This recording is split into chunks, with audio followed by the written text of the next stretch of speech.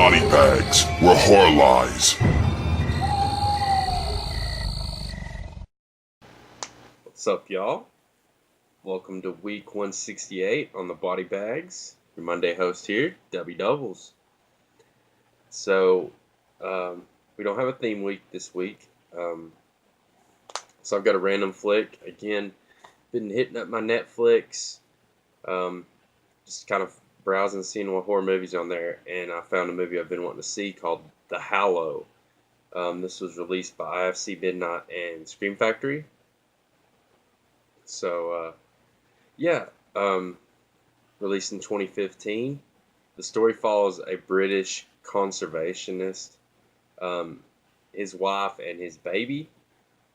And basically, they're going to a remote village, I believe in Ireland. This remote wooded area. And so, yeah, they got this new house out there. And ends up one night, there's mysterious things going about, and they found out one of their windows had been broken out. They call police to come investigate, and they mention the local legends, of the woods around this remote village known as the Hallow. And, they kind of take it as a jokingly matter and don't really take them serious. The next day they go get the window fixed, and the townsfolk also mention the Hallow, and I believe fairies was mentioned, and just kind of some other mythical creatures. I remember the exact wordage they used for the the fairy tale creatures and stuff. But what's cool is they really used Irish fairy tales as the roots for a lot of these stories. Also, he mentions like this fungi virus that has mind control over its victims, more or less. Whoever consumes this certain type of fungus, insect or whatnot, they basically get mind control and they turn into a mushroom. And that is actually true as well, which is featured on the Planet Earth documentary, if you've ever checked those out. They also have another documentary named Life as well. But yeah, so I mean, I thought it was cool. They've used a lot of real science and a lot of kind of real, local legends, fairy tales, what have you. So I thought that was cool. They really used that as a basis for stuff like that. Super atmospheric. Do a damn great job. Almost every shot of the movie has this kind of dark and dreary look to it. And I would use this movie as like just a perfect example of how to film stuff in the dark and still have plenty of visibility. Like some movies really film in the dark and you can't see what the fuck's going on. That just drives me nuts. These are really dark and atmospheric shots in this film, but you can see the actors. You can make out, what's going on, whether it's lighting come through a window or however they use this kind of shadow lighting and stuff. You can really make out visibility. So give them props there.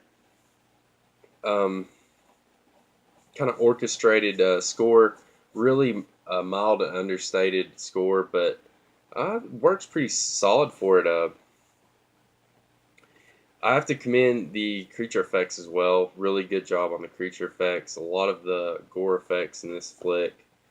A lot of good ooze and just practicals, cool looking creatures. Some stuff that I think rivals even stuff like Pumpkinhead and shit like that. I mean, that's big claim, I know, but really solid creature effects. Some of the best I've seen in a long time. Modern ones. Modern horror anyway. That being said, there is some questionable CGI used here and there. I have to give them somewhat props. They used it sparingly, but when it does show up, it really stands out, especially when they have so much solid effects throughout the film. Like, it's irritating that they even decided to use any CGI in this film. I don't think it's necessary, but is what it is. So yeah, really cool kind of family drama story. Maybe a little milder, slower start to the film, but once it builds up, it really has good, steady pacing and tension throughout. Atmospheric. There's some horror cliche kind of questionable decisions by the the family. Just little minor stuff like that. I would say bring it back down a point or two, but really, really solid creature feature. I would highly suggest this if you're a fan of any kind of creature stuff, and if you're a fan of really like just cool atmospherically shot flicks,